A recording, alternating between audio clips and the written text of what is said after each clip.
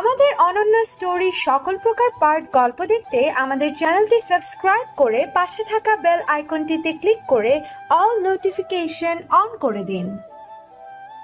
এটা তো খুশির খবর, কংগ্রাচুলেশনস, বিয়েটা করে নাও। শিয়ার এবার বড্ড রাগ হয়, কান্নামাখা চোখে এসে ভর করে অজস্র রাগ। রেলিংয়ে হাত দিয়ে আঘাত করে রুদ্রের একেবারে কাছে এসে বলে, আরে ও কিরিন উঠমে, তুমি কি বুঝতে পারছো না নাকি বুঝতে চাইছো না? আমি কেন তোমার সঙ্গে মজা করতে যাব, তাও বিয়ের মতো সিরিয়াস ব্যাপারে? যদি ছেলে ভালো হয় তাহলে বিয়েতে আপত্তি কোথায়? সেটাই, আসলে তোমার মেন প্রবলেমটা কি জানো? তুমি দুনিয়ার সবার কথা ভাবো, নিজের শত্রুর কথাও ভাবো, সকলের জন্য কেয়ার করো, সবাইকে বোঝার ক্ষমতা রাখো, কিন্তু এই সবার মধ্যে আমি যে কোথাও নেই, আমি এই সবার লিস্টে থেকে বাদ। আমাকে বোঝো না তুমি, নাকি বলবো বুঝতে চেষ্টা করো না? রুদ্র অপ্রস্তুত হয়ে পড়ে, ইতস্তত বোধ করে দুই পা সরে আসে। রেলিং ধরে আকাশ পানে চেয়ে বলে, কি বোঝার কথা বলছো তুমি? শিয়া রেগে কটমট করে রুদ্রের হাত ধরে তার দিকে ফেরায়। রাগ নিয়েই শক্ত কণ্ঠে বলে ওঠে, আমি তোমাকে ভালোবাসি। শুনতে পেয়েছো তুমি? আমি তোমাকে ভালোবাসি। আমি তোমায় ছাড়া অন্য কাউকে বিয়ে করতে পারবো না। অবশেষে মেয়েটার মুখে এসব কথা শুনে হতাশ চোখে তাকালো রুদ্র। সে শুনতে চায়নি এসব কথা। শিয়া মেয়েটা ডক্টর হলেও একদম বাচ্চামি যায়নি মন থেকে। সময়ে সময়ে জেদ ধরে বসতে সময় লাগে না তার। সে পারবে না শিয়াকে মেনে নিতে, যেই বুকে এখনো আনিশার সঙ্গে কাটানো বেশ কয়েকটা মুহূর্তকে স্মৃতি হিসেবে বেঁধে রেখেছে। সেখানে এটা করা খুব জটিল। রুদ্র মিহি সুরে বলল, সিয়া, তুমি তো সব জানো। তুমি জানো আমার মনে এখনো আনিশা রয়েছে। ওকে এই জীবনে মন থেকে বের করতে পারবো কিনা জানি না। আমি তোমার অনুভূতির অসম্মান করছি না, কিন্তু আমার পক্ষে তোমায় মেনে নেওয়া অসম্ভব। শিয়া থরথর করে কেঁপে ওঠে। তার চোখে রাজ্যের কান্না এসে ভর করে। কোনো মতে কান্না দমিয়ে রাখে সে। দাঁতে দাঁত চেপে বলে, আমি তোমায় ছাড়া অসম্পূর্ণ হয়ে বাঁচতে পারবো না। বিয়েটা করে নাও প্লিজ, তাহলে খুব সহজে এসব ভুলে যাবে। রুদ্র বেশ সহজভাবে কথাগুলো বলে দিল। শিয়া ক্রুদ্ধ হয়ে বলে, এই অনুভূতি যদি সত্যিই বিয়ে করে ভুলে যাওয়া যায়, তাহলে তুমিও তো একই কাজ করতে, বিয়ে করতে পারো। পারি না। বিয়ে করে সুখে রাখা আর সুখে থাকা আলাদা ব্যাপার। আমার কাছে এই মুহূর্তে অন্য কাউকে বিয়ে করা মানে মস্ত বড় চ্যালেঞ্জ। এই চ্যালেঞ্জে আমি হেরে যাব, সুখে রাখতে পারবো না। কাউকে ইচ্ছের বিরুদ্ধে বিয়ে করে তাকে সুখে রাখতে না পারলে ভেতরে থেকে আরো মুষড়ে যাব আমি। আনমনে কথাগুলো বলতেই রুদ্রের দুটো হাত শিয়া খপ করে চেপে ধরে বলে, আমার লাগবে না তোমার ভালোবাসা। আমি তো তোমায় ভালোবাসি, সেটা নিয়ে সারা জীবন আমি কাটাতে পারবো। তোমায় চোখের সামনে দেখে আর সকালবেলা তোমার ঘুম ভাঙিয়ে তোমার সেবা করে আমার সারা জীবন এমনিই সুখে কেটে যাবে। বাস্তবতা নিজের আবেগ দিয়ে বিচার করতে নেই সিয়া। নিজের হাত ছাড়িয়ে নেয় রুদ্র। তৎক্ষণাৎ শিয়া চিল্লিয়ে কেঁদে বলে, ঠিক আছে, তাহলে ওটাও শুনে রাখো, আমি অন্য কাউকে বিয়ে করব না। যদি সেটা হয় তাহলে নিজেকে শেষ করে দেব। এই জীবন আমি রাখবো না, মনে রেখো। বলেই কাঁদতে কাঁদতে ছুটে নিচে নেমে যায় শিয়া। রুদ্র বারংবার তাকে ডাকা সত্ত্বেও সে শোনে না। এখন যদি সত্যি সে কিছু করে বসে, এসব ভেবে দোটানায় পড়ে গেল রুদ্র। কি করবে সেটা ভেবে কুল কিনারা পেল না সে। বাড়িতে বসে আছি আমি, চেয়ার শক্ত করে চেপে ধরে রেখেছি। আয়ার সময় প্রায় ঘুমন্ত অবস্থায় নামিয়ে দিয়ে চলে গেছেন। আমাকে না কিছু বলার সুযোগ দিয়েছেন, না নিজে কিছু বলেছেন। তখন আমায় ঘুম ঠিকঠাক ভাঙেনি। সবকিছু অস্পষ্ট দেখছিলাম আর শুনছিলাম সব স্পষ্ট। তখন উনি আমায় ধরে আমার ঘরে নিয়ে এসে শুইয়ে মাকে বলে গেছেন, সে আমার হতে চায় না মা, আমি পারিনি তার মনে জায়গা করতে। ভুলটা আমারও কোথাও ছিল, দেরিতে হলে বুঝতে পেরেছি আমি, তাই রেখে গেলাম ওকে। ভালো থাকবেন। কথাগুলো আমার কানে অস্পষ্ট হয়ে ঠেকলেও পরে মিলিয়ে দেখেছি আমি। বর্তমানে স্তব্ধ হয়ে বসে রয়েছি। মাথা ঘুরছে আমার। মনে বারবার একটাই প্রশ্ন আসছে, উনি সত্যিই আমাকে রেখে চলে গেলেন? সত্যি? চোখের পানিতে রীতিমতো সামনের সবটা ঘোলা হয়ে এলো। ঠোঁট কামড়ে ফুপিয়ে কেঁদে দিলাম আমি। কাঁদতে কাঁদতে অন্যমনস্ক হয়ে বললাম, আসল কথা হলো উনি আমাকে বোঝেনি না, একটা সময় ছিল যখন উনি আমায় বলেছিলেন যে উনি নাকি আমার কর্মকাণ্ড আর আচরণে যথেষ্ট আমার মনে কি চলছে সেটা বোঝার জন্য। শেষমেশ আমাকে এই বুঝলেন উনি, বাজে লোক, অসভ্য লোক। এসব কথা বারবার বলছিলাম একা একা। জন্মদিনে এই যন্ত্রণা না দিলেই ওনার চলছিল না। অবশ্য ওনার মতে এটাই তো আমার কাছে বেস্ট গিফট। এখন ওনাকে কি করে বোঝাই যে এটা আমার কাছে এক ভয়াবহ যন্ত্রণা? কারো পায়ের শব্দ কানে আসতেই চট করে নিজের চোখ ডলে চোখের পানি মুছে নিয়ে বড় শ্বাস ফেললাম। দরজার দিকে নজর দিতেই হেলে তুলে ধীর গতিতে পান খেতে খেতে প্রবেশ করলেন দাদিমা। আমি উঠে দাঁড়িয়ে দাদিমাকে সালাম দিতেই দাদিমা তপ্ত মেজাজে বলে উঠলেন, অবশেষে নিজের জেদটাই পূরণ করে ছাড়লি। হ্যাঁ, থাকলি না বরের সাথে। বলি কি, সংসারের থেকে তোর কাছে নিজের জেদটাই বড়? আমি কিছু বলতে উদ্যত হলেই উনি আমায় থামিয়ে দেন। আরো তিক্ত সুরে বলেন, আরে বিয়ের পর যতই হোক স্বামীই সব হয়। যার জন্য নিজের দৃষ্টি ফিরে পেলি, যার জন্য তোর ভাই আজ সুস্থ, যে তোরে নিয়ে সারা দিন রাত চিন্তা করে, তারে পাত্তা দিলি না। আরে ভালোবাসা কয়জনে পায়? বিয়ে সবাই করে। বিয়ে মানে একটা দায়িত্ব আর দায়বদ্ধতা। সারা জীবন দায়িত্ব পালন করলেও অনেকে ভালোবাসা পায় না। তুই সেটা পেয়েও হারালি। আমি আগেই তোর মাকে পই পই করে বলেছিলাম, এই মেয়ে সুবিধার না, যেখানে যাবে তার মন টিকবে না। একজনের লগে তো পালাইতে নিছিলি, পোলাটা নিজের আসল রূপ দেখাইলো তো। নীলাদ্রির কথা শুনতেই মনটা আরো বিষণ্ণ হয়ে গেল আমার। দাদিমার দিকে ছলো ছলো নয়নে তাকিয়ে রইলাম। আমায় কেউ বুঝতেই চাইছে না। ইচ্ছে করছে নিজের চুল ছিঁড়তে ছিঁড়তে কান্না করতে। এমন সময় আগমন ঘটে মায়ের। হাতে খাবার আর পানি নিয়ে ভেতরে আসে মা। মায়ের দিকে নিজের কষ্ট ভরা দৃষ্টি নিক্ষেপ করতেই মাও দৃঢ় গলায় বলল, আজকে আমি আর মাকে আটকাবো না। মা যা বলছে ঠিকই বলছে। কিসের অভাব ছিল তোর? কোন খুশিটা আয়াস দেয়নি তোকে? সব থেকে বড় সম্পদ ভালোবাসা পেয়েছিস। সেটা পেয়েও হারিয়ে বর্তমানে তুই দুনিয়ার সব থেকে বড় দুর্ভাগা। তোকে আর কিছুই বলার নেই। খাবারটা খেয়ে উদ্ধার কর আমায়। মা আমি কি মা? আমি নিজের স্বামীকে ধরে রাখার মুরুদ নেই, আবার বড় বড় কথা। আর একটা কথাও মুখ থেকে বের করবি না। এই যে বৌমা, দেখলে তো এই মেয়েকে মাথায় তোলার পরিণাম। মায়ের উদ্দেশ্যে শেষ কথাগুলো দাদিমা বলতেই মা ও দাদিমার সঙ্গ দিয়ে বলল, ঠিকই বলেছেন মা, আমারই ভুল। মেয়েটাকে বেশি প্রশ্রয় দিয়ে ফেলেছি। জানতাম না এর পরিমাণ এমন হবে পরিণাম। আর তোকে আমি জোর করব না। তোর মনে যদি এক বিন্দু ভালোবাসা থেকে থাকে তাহলে ফিরে যাস। নয়তো আয়াস বলেছে মৌখিক তালাক দিতে। ছেলেটা কিছু খেয়েও গেল না। তুই খেয়ে নে অন্তত। দাদিমার সঙ্গে এবার মাও চলে গেল ঘর থেকে। আমি অসহায় চাহনি নিয়ে বসে রইলাম। খাটে বসে পড়ে হাত পা ছোড়াছুড়ি করলাম। নজর গেল পার্সের ওপর। পার্সের মধ্যে তো ফোন থাকার কথা। আয়াস কি চলে গেছেন ঢাকা? সেটা জানার জন্য তৎক্ষণাৎ তাড়াহুড়ো করে ফোনটা বের করলাম। আয়েশের নম্বরটা লিস্টের সবার ওপরে থাকে। আজও তার ব্যতিক্রম হলো না। সিদ্ধান্ত নিলাম এভাবে আমাকে ফেলে যাওয়ার কারণে খুব ছাড়বো। এই ভেবে ফোন লাগালাম। বেশ কয়েকবার ফোন করেও আশাহত হলাম। এবার ফোনটা ফেলে দিয়ে গুঁড়ো গুঁড়ো করতে দিতে ইচ্ছে করছে। রাগে কটমট করে পঞ্চমবার ফোন করার পর শেষ দিকে রিসিভ হলো ফোনটা। ব্যস্ততার সঙ্গে বললেন, হ্যালো, অ্যাডভোকেট আয়েশ রায়হান। চোখজোড়া বেরিয়ে আসার উপক্রম হলো আমার। উনি কি আমার নম্বর চিনতে পারছেন না? এটা কি করে সম্ভব? ঝাঁঝালো গলায় বললাম, আয়াস, এটা আমি। ও আনিশা, বলো কি বলবে। কেমন আছো? ভালো তো? খুশি আছো নিশ্চয়ই? নাচানাচি শুরু করে দিয়েছো নিশ্চয়ই?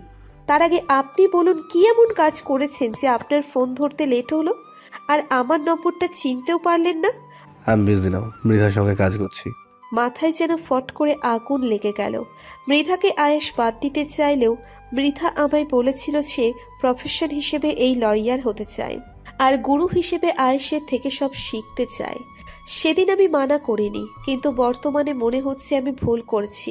চরম ভুল করেছি। কাট কাট গলায় বললাম, আপনি এত তাড়াতাড়ি ঢাকায় পৌঁছলেন? ঢাকায় পৌঁছেছি বলেছি তোমায়। কক্সবাজারে আছি হোটেলে, কেস বিষয়ক কাজ আছে এখানে আমার। মৃধাও এসেছে। রাগটা চরচর করে বাড়তে লাগে আমার। ব্যস্ততা থাকলেও আমার ফোন কখনো ইগনোর করেননি উনি। আর আজ রাগে দুঃখে চুপ করে রইলাম। আয়াস নিচে থেকে বললেন, ও ইয়েস, তো ডিভোর্সের কথা কিছু ভাবলে? কোনো ঝামেলা নেই এতে, মুখে বলবা তাহলেই শেষ। কবে বলছো মুখে? আজই সন্ধ্যায় কি যাবো ওই মুক্তি নামক গিফটটা দিতে? বুক ধক করে উঠল আমার। বলার মতো কোনো ভাষা না পেয়ে চোখ দিয়ে অশ্রু বেয়ে পড়ল। আচমকা উনি বললেন, মৃধার সঙ্গে কাজ আছে আমার, আমি রাখছি। সন্ধ্যার পর আসছি, নিজেকে তৈরি রাখছো নিশ্চয়ই। বলেই আমার মুখে ওপর ফোন কেটে দেওয়াতেই ফোনটা এবার ফেলেই দিলাম। আয়াসের মুখে মৃধা নামটা শুনে সহ্য হলো না আমার। এখন কি সারাক্ষণ মৃধা মৃধা করবেন? আমার আগে মৃধা বেশি ইম্পর্টেন্ট? ভুলটা আমারই। না পেরেছি ওনাকে নিজের মনের কথা বলে আটকে রাখতে, না পেরেছি ওনাকে বোঝাতে।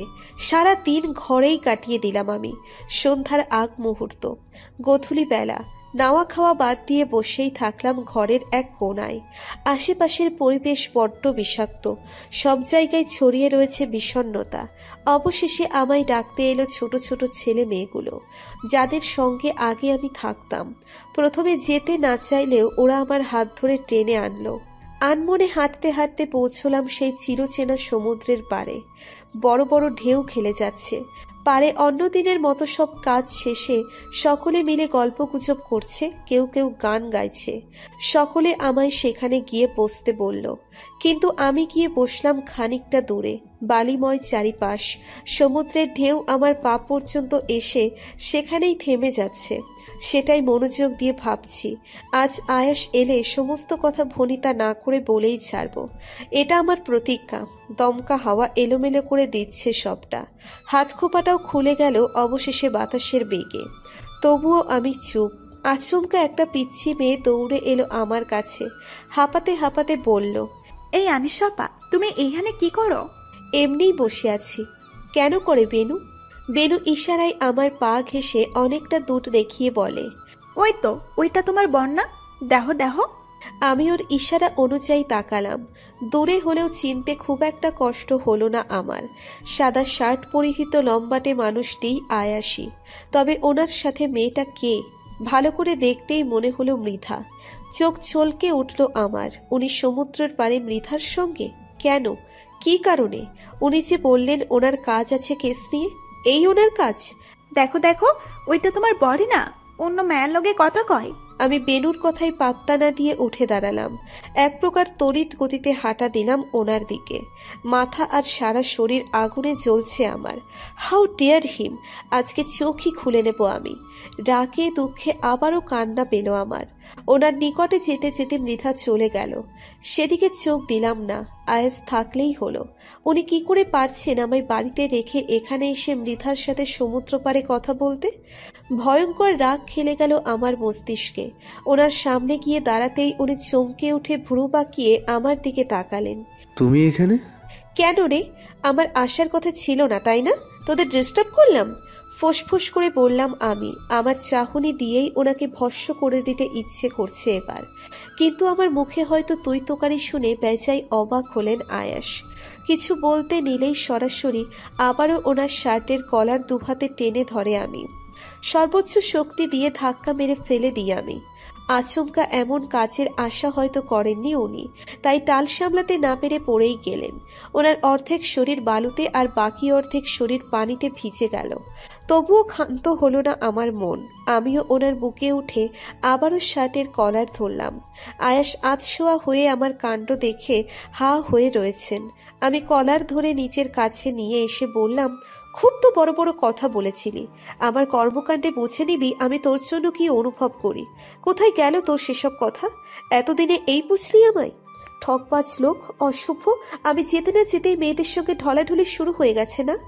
একটা কথা ভালো করে শুনে রাখ, আমি বেঁচে থাকতে এসব হতে দেব না। তোকে ডিভোর্স দেওয়া তো দূর, সেটার কথাও মনে আনবো না। খুন করে ফেলবো তোকে আজকে। একবারও মনে হয়নি আমার মনের অন্তর মহলে তুই সবটা জুড়ে রয়েছিস?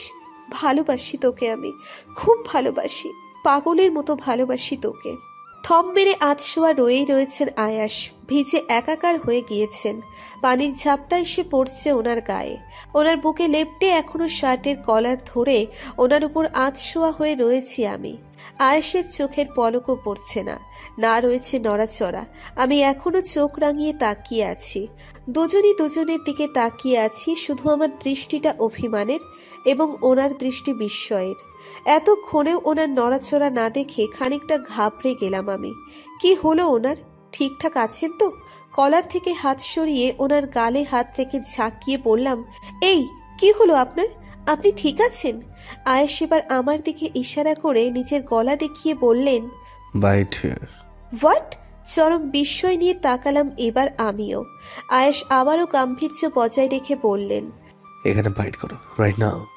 ভ্যাবাচেকা খেয়ে গেলাম আমি এবার। এই লোকটা কি অবশেষে এক ধাক্কায় পাগল টাগল হয়ে গেল? এক ধাক্কায় মাথার তার ছিঁড়ে টিড়ে গেল? মাথায় প্রশ্নের বোঝা সইতে না পেরে উঠে দাঁড়ানোর চেষ্টা করলাম আমি। তৎক্ষণাৎ ঝড়ের গতিতে আমার কোমরে নিজের শক্ত হাতটা রেখে নিজের সঙ্গে আরো চেপে ধরলেন আয়াস। রাগে কটমট করে বললেন, এখান থেকে উঠলে খবর আছে কিন্তু। আমি কি কথা শোনার পাত্রী? না, একদম না। ওনার হাত খামচে চিমটি কেটে ওঠার চেষ্টা করলাম। লাফের লাভ কিছুই হলো না। বাংলায় বাছের মতো মুখখানি করতেই আয়াস বললেন, তুমি কি ভেবেছো? আমায় প্রথমে ধাক্কা মেরে ফেলতে পেরেছো বলে তোমার শক্তি বেড়ে গেছে? নেভার। তখন রেডি ছিলাম না তোমার ভয়ানক কার্যকলাপের জন্য, তাই পড়ে গেছি। এখন প্রশ্নটা হলো, তুমি কি সত্যি আমাকে ধাক্কা মেরে ফেলেছো নাকি আমি পড়ে গিয়ে তোমার কথাগুলো কল্পনায় শুনেছি? কল্পনা মানে?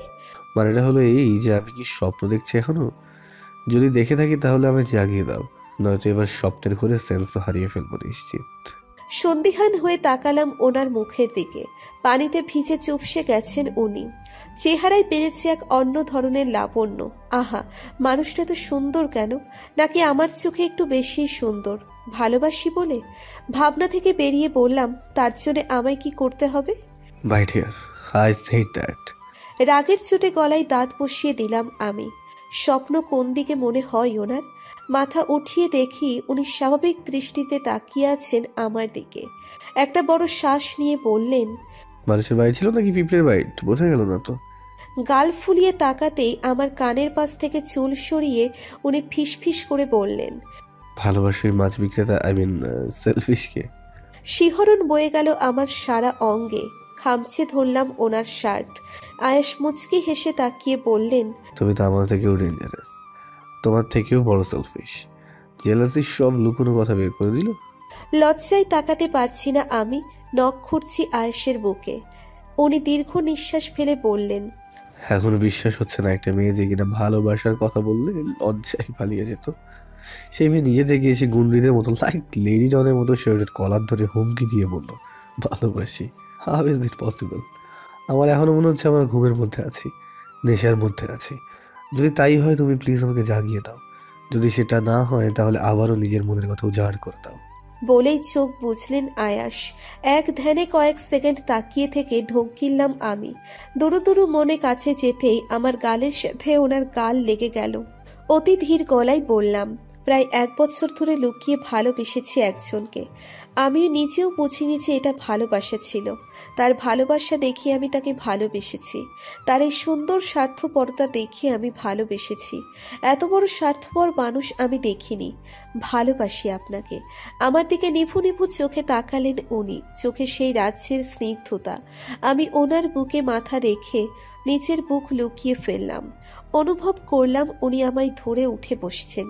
তবু আমার হেলদোল হলো না। এবার ওনার চোখে তাকানো মানে আমি মরে যাব। তার থেকে ভালো তাকাবো না। আয়েশ আমায় আষ্টে পৃষ্ঠে জড়িয়ে ধরলেন নিজের সঙ্গে। সন্ধ্যার খোলা আকাশ, অর্ধ চাঁদ, সন্ধ্যা তারা, এই বিস্তৃত সমুদ্র এবং সমুদ্রের উতলে পড়া ঢেউ সবকিছু সাক্ষী হলো এই সুন্দর মুহূর্তের। থেমে যদি যেতে এই ভালোবাসাময় মুহূর্ত, তাহলে কি খুব ক্ষতি হতো? তুমি হয়তো নিজের অনুভূতি বুঝতে পারোনি, কিন্তু আমি আমার কথা মতো তোমার কর্মকাণ্ড বুঝে নিয়েছি। তুমি আমায় ভালোবাসো। তোমার অনুভূতিরা হয়তো তোমার আগে আমায় জানান দিয়েছে তোমার মনের কথা। মাথা উঠিয়ে তাকালাম আয়েশের কথায়। হতবিহ্বল হয়ে কাঁপা কাঁপা কণ্ঠে জিজ্ঞেস করলাম, তাহলে আপনি আমায় বাড়ি এনে ডিভোর্সের কথা বললেন কেন? আয়েশ ঠোঁট টিপে হাসলেন। চোখ টিপ দিয়ে বললেন, যদি এই মিষ্টি কণ্ঠ থেকে ভালোবাসি শব্দটা নাই শুনতে পারি তাহলে আমার সার্থকতা কোথায়? তাই তোমার সকল অস্বস্তি কাটাতে এবং তোমার অনুভূতি প্রকাশ করাতে আমার এই ছোট্ট নাটকটা করতে হলো। তাছাড়া তুমি কি ভেবেছিলে আমি ডিভোর্সড হতে দিতাম? নেভার। তুমি যদি নিজের কথাগুলো নাও বলতে তাহলেও আমি তোমায় দিন শেষে এখান থেকে প্রথমবার যেমন তুলে নিয়ে গিয়েছিলাম ঠিক তেমনই তুলে নিয়ে যেতাম। আমি এতটা উদার মনে নয় নিশা পাখি, আগেও বলেছি। যা আমার চাই তা চাই। ব্যাপারটা যদি আমার নিশা পাখির হয় তাহলে স্বপ্ন যারা করে হলেও চাই। আর মৃধা? ও দিস গার্ল, হ্যাঁ এটা ঠিক, আমার এই কেসের জন্য এখানে আসতে হয়েছে। কয়েকদিন পর মিসেস মারিহা, রক্তিম বাহাদুর আর নীলাদ্রকে কোর্টে চালান করা হবে। তার জন্য কিছু প্রুফ দরকার আছে আর কক্সবাজারের পুলিশ স্টেশনে যোগাযোগ করতে। এই কক্সবাজারেও যে ওই বাহাদুরের বেশ কিছু কুকর্মের রাজত্ব আছে সেটা আমি জানি, আর বিরুদ্ধে আমি নিজে কেস নেব। এই কেসের সূত্রে মৃধাও এখানে এসেছে। আর বারবার তোমার এই ফোনে মৃধার কথা বলছিলাম না, আসলে তখন আমি রুমে শুয়েছিলাম আর তোমার কল আসা দেখছিলাম। আর মৃধা বিকেলে খবর পাই যে ওর মনিমা হঠাৎ অসুস্থ হয়ে পড়েছিল, ওকে ইমিডিয়েটলি যেতে হবে। আমি ফোনে এখানে আনিনি, তো বিষয়টা জানাতে ও এখানে আসে খুঁজতে। তুমি এতটুকু দেখেছিলে আর দেখেই গুন্ডির রূপ ধারণ করেছিলে। বলেই ফিক করে হেসে দিলেন আয়াস। চক্ষু চরক গাছ এবার ভন ভন করে ঘুরছে মাথা।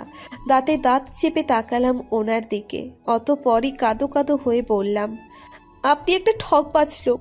আমার জন্মদিনে আমাকে কাঁদাতে লজ্জা লাগলো না? মায়া নেই আপনার মনে?